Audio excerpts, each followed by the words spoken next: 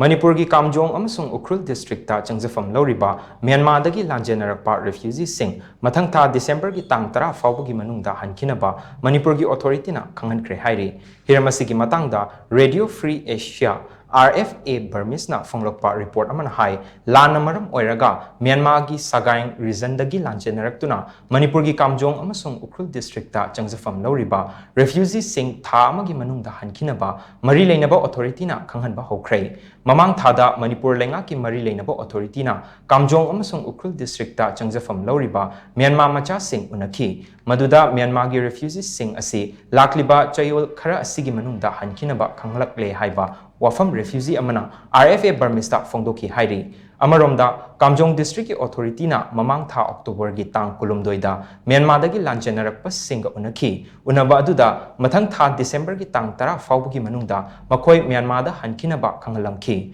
authority gi wafam aduna maram oiraga Myanmar gi refugee sing masa masa gi maram damda Hankhinaba sem saba hongnare hairi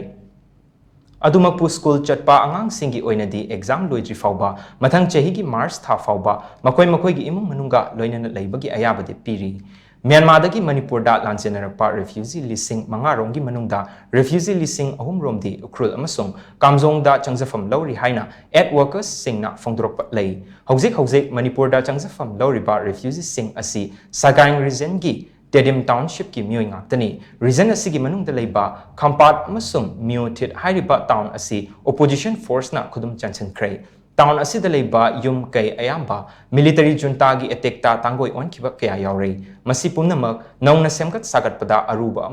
amadi oigani haina Lanjenarakpa miyoi mana RFA da fongdokhi amaromda Sagaing region ki Tamu township ki oinadi military junta amasung masiga chatminaba militia singna khudum chaliba maramna township asidagi Lanjenarakpa miyoi sing masa masagi maramdamda hanba pamdri haina RFA da thamlakhi hairi Manipur da CHANGJAPHAM LOURIBA refugee sing Myanmar da Hankhinabagi matam thariba asiga mari leinana RFA na UN gi refugee agency India da leiba Myanmar gi embassy amasung Yangon da leiba Indian embassy ga pau faunanaba hotnara basu pakum amata fangkidi haina RFA gi report asina makhatari